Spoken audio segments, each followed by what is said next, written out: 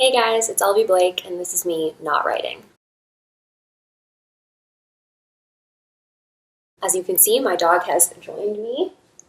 He's very enthusiastic about being here today. I did intend to try to film a little differently or to improve my audio somehow, but that was not in the cards for today. Just a very busy weekend, finishing formatting stuff for the Atlas 6, which comes out on my birthday, which is on Friday. I'm gonna kind of be quick through this. I am not drinking any wine, which might improve the state of my coherence. So there's that for audio. I have my cup of coffee.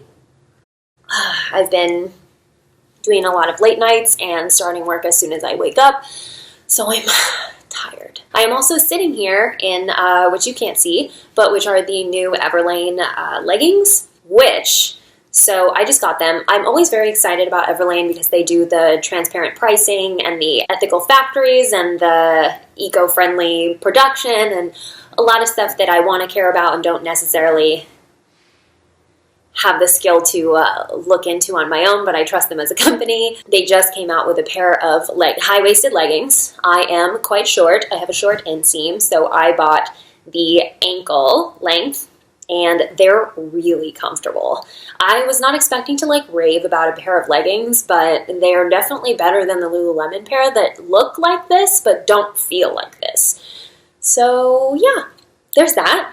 Also, let's talk about Sweet Bitter. I have already posted the discussion topics, which were mostly me just talking about how this book relates to my experience of my early 20s. And so if you want to read that, the link is below. But I really wanted to call out this one quote in particular, because this book really somehow, despite being about a young woman, made me feel okay about aging, which I think is something that's really hard to talk about because there aren't a lot of good stories about women getting older and not doing so in crisis. I mean, there's lots of stories about women who realize they have all these regrets or they want to do things over or they want to start from scratch, and that's great because a lot of us probably will do that.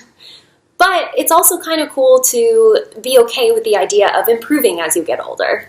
But what I really liked was this in particular. So this is Simone and Tess talking at the little birthday dinner party. "Aging is peculiar," she said. "I don't think you should be lied to about that.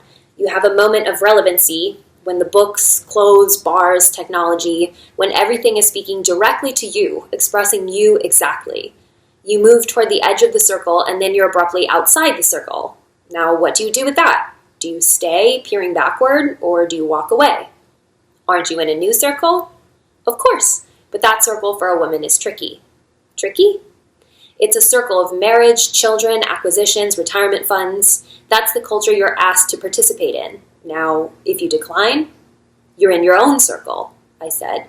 It sounded lonely, but also fearless. And then Simone says, "It's not so bad. There's a settling of the mind. Think of it as trading bursts of inspiration for a steady, prolonged focus." I just really liked that. Just wanted to share that with you. That's on page 268, 267, 268 of the paperback copy. Because that struck me as really genuinely quite wise.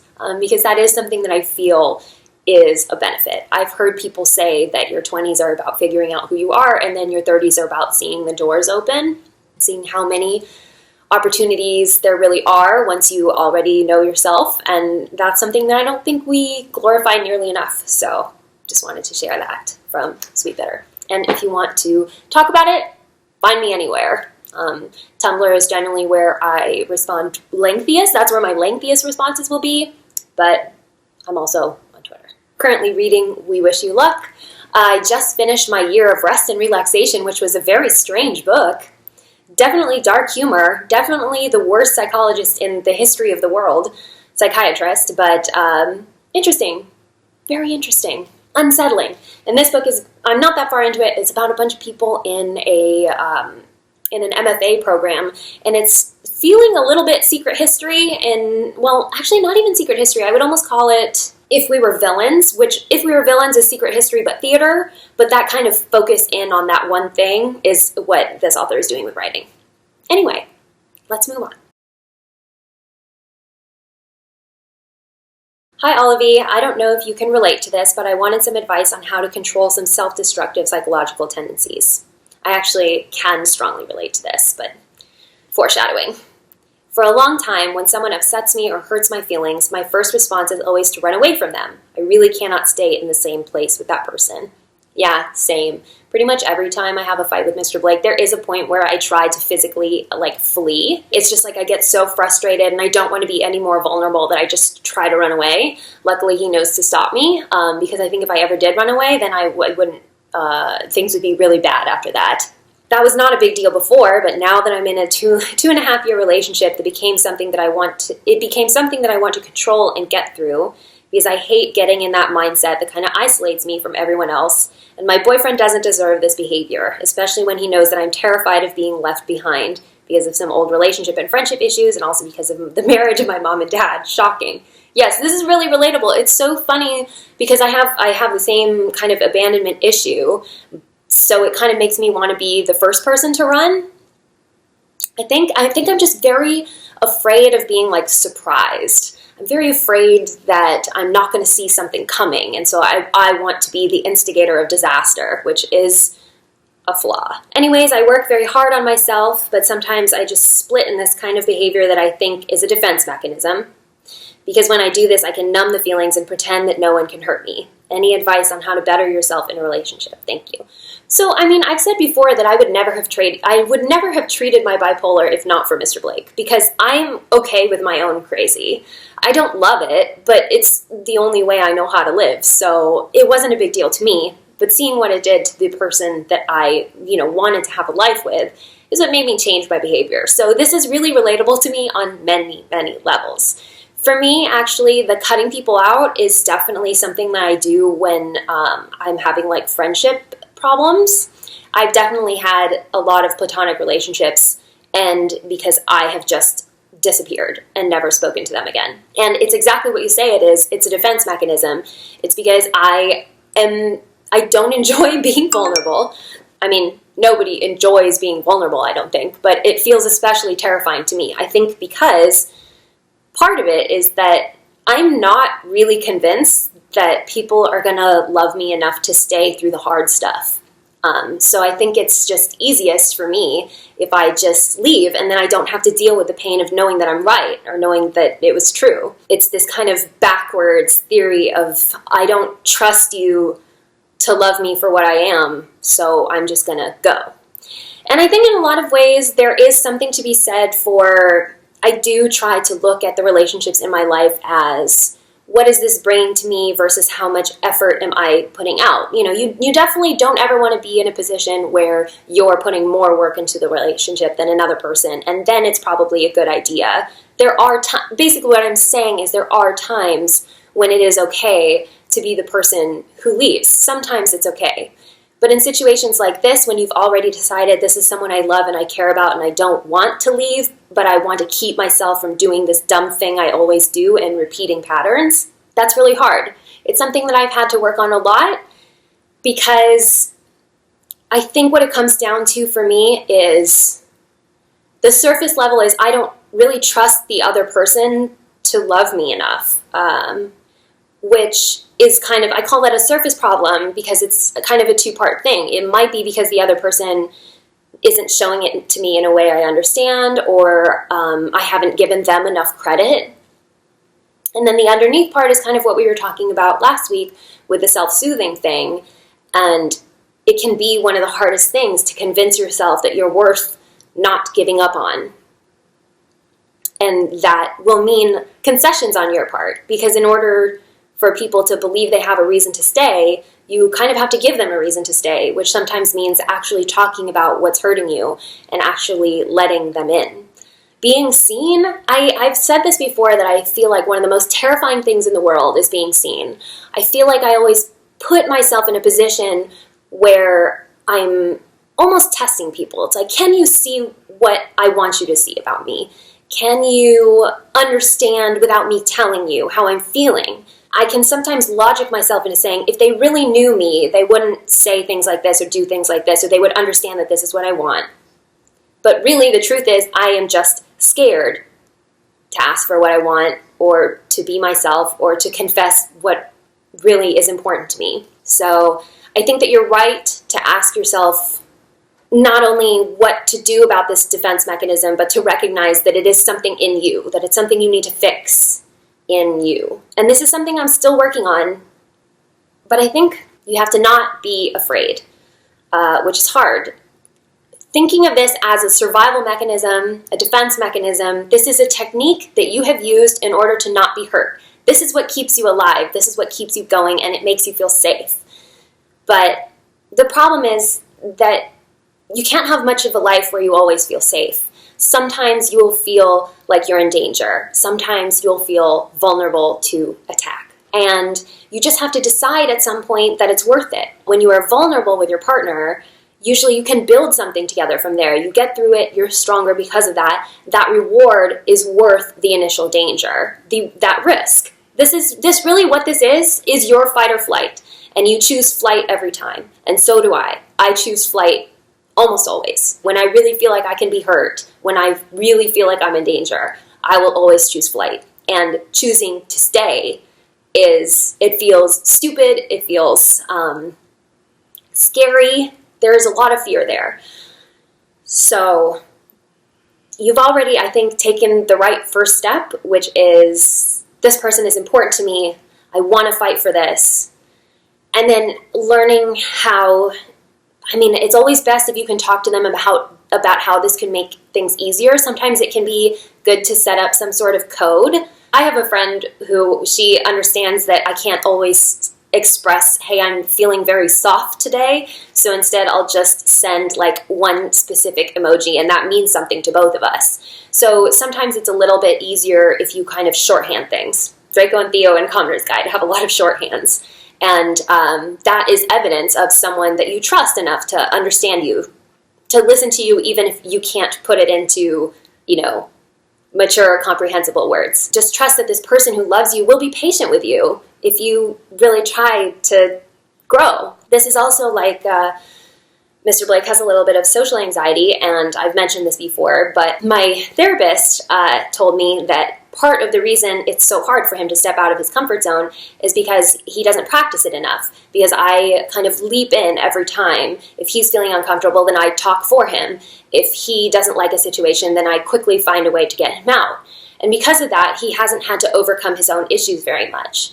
So in this case, we are Mr. Blake in the fight or flight situation, which is we haven't had enough practice staying. So practice staying.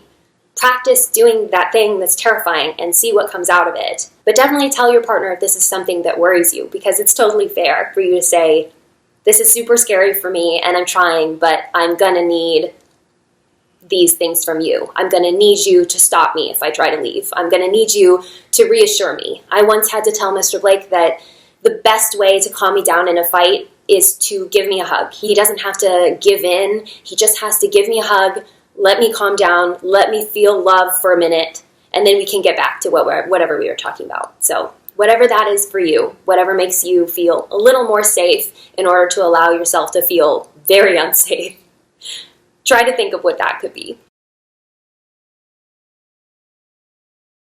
Hello, Olivie. I love your big sistering moments you share with your followers. I was hoping you could give some advice on when a guy ghosts you. I'm very hurt and confused by his actions and was hoping for some big sistering to help ease my woes.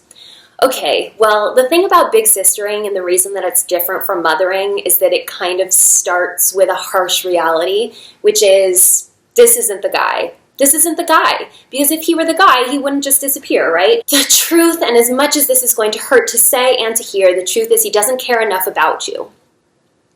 And what a shame for him. But you don't want to really be with someone who can't see all of your value. Think about it this way. You probably have a movie that like everybody hates or everyone else thinks is dumb, but you love. I love the movie Mr. Right that's got Anna Kendrick and what is his name? Sam Rockwell. I love this movie. And pretty much everyone I've ever watched this movie with is like, this is the weirdest movie. I don't get it, but this movie is very you. And it's okay with me that I love this movie because this movie exists, it makes me happy, I don't really need other people to love it. And this is kind of the way that relationships go.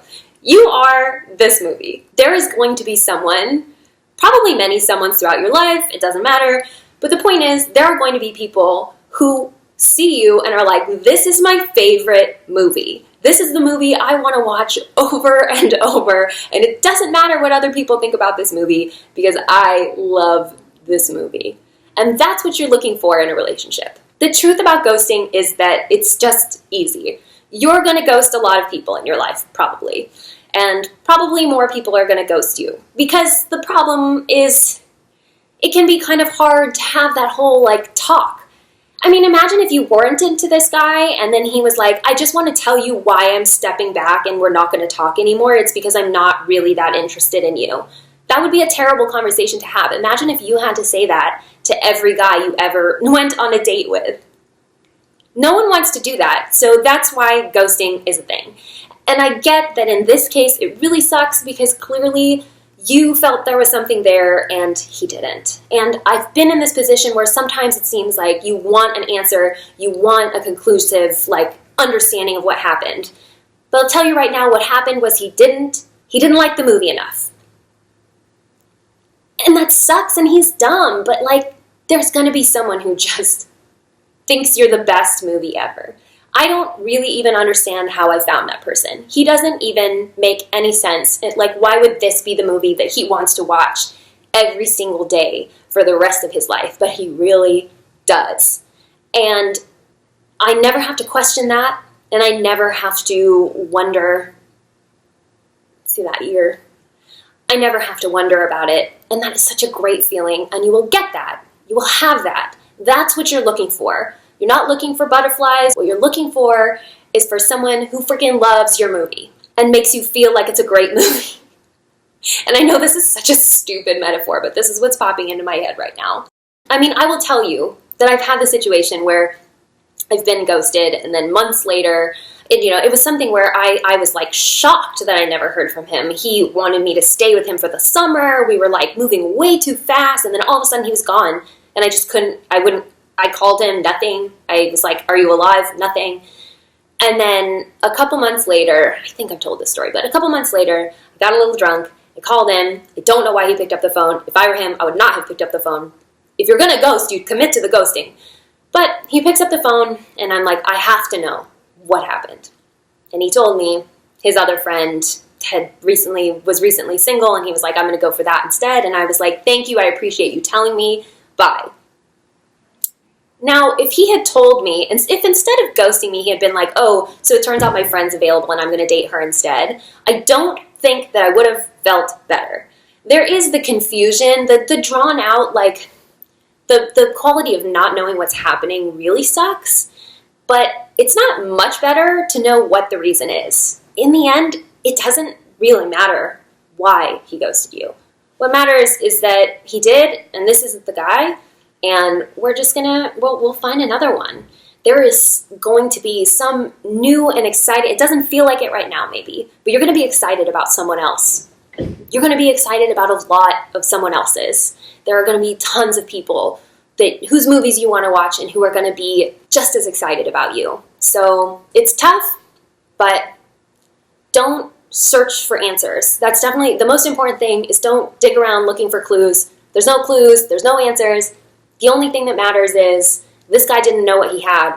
Someone else will. You know. What's important is that you know you are excellent. You're funny and you're smart and you're, charismatic and you love weird stuff probably, and there's going to be someone that you get to share all of that with someday. There's someone who's going to never find you boring, and someone who's going to always want to do this weird hobby you have with you. That person is out there. So don't waste any time thinking about this person. I want a relationship, but I'm worried that people will be put off by my lack of experience since I want to take things slow. Since I'm in my last year of college, I want to connect, but I don't want to jump into casual sex either. I've only ever been kissed once. Should I be patient and wait for the right person to come along, or just suck it up and do the casual thing to build up experience? Okay, well, let me start by saying the right person, the person who loves your movie in the previous example, is not, I promise you, not going to be put off by your lack of experience. If you're ever with someone and they make you feel bad about the fact that you don't know what you're doing, stop. they're not the right person. If you say you've never done this before and you want to take things slow, and they give you any reason to feel uncomfortable, if they say or do anything that makes you think, I don't want this, trust your instincts. Walk out that door, because you absolutely deserve someone who will go at the pace that you are comfortable going. This person will not only be okay with accommodating whatever pace you want to go, they will be happy to do whatever you want, because what matters to them is you, not sex. So let's start there. But as far as what you should do, it kind of depends what you want. Would you rather have the person to connect with, or would you rather have the experience? And I'm not saying, I think most film and literature is going to tell you that you should choose who to have sex with based on the person. But I'm going to go ahead and tell you that I was a person with a lot of curiosity, and I just wanted to have the experience. I wanted to know what it was like. And as it turns out, I really like sex, and it really is important to me. And I think for a number of reasons, physical contact and touch is like a big deal for me. And I wanted to, first of all, the thing they really, I feel like, don't emphasize enough about sex is that it's really, really enjoyable when done right. And it's weird for me to tell you, like, oh yeah, sex is like really fun, but it is. And those first few times, they're not going to be very good, because as with anything, you get better with practice. So if sex or anything on the spectrum of sex is exciting to you, then all you want to look for is someone who's going at the pace that you're ready to go. But if what's exciting to you is the emotional connection with someone, then of course you should wait. There's nothing wrong with either decision. There's nothing wrong with the pace that you choose to go. There's nothing, first of all, there's nothing wrong with you. There really isn't. No matter how fast you want to go, how slow, it doesn't matter. There is someone who's like that. Sexuality can look from the outside as if everyone is doing the same thing, but that's really not true. Sexuality is definitely a spectrum. You fall somewhere on it, and so does someone compatible with you. That's just a fact. There are a lot more shades of sexuality in the world than are necessarily stories being told. So try not to stress about this, but definitely kind of decide what you want out of sex. And when I say sex, I'm also not sure if you mean casual relationships as in casual, like, emotional flings, or I'm just assuming sex because it seems like that's where you focused it. But decide what you want the outcome to be, and then decide what would make you feel comfortable getting there. So if the outcome is knowing a little bit more about sex and feeling a little bit more comfortable with your body and how it works, that's something you can do on your own for sure. But if it's about like the actual act of sex, then sure, go for the casual thing.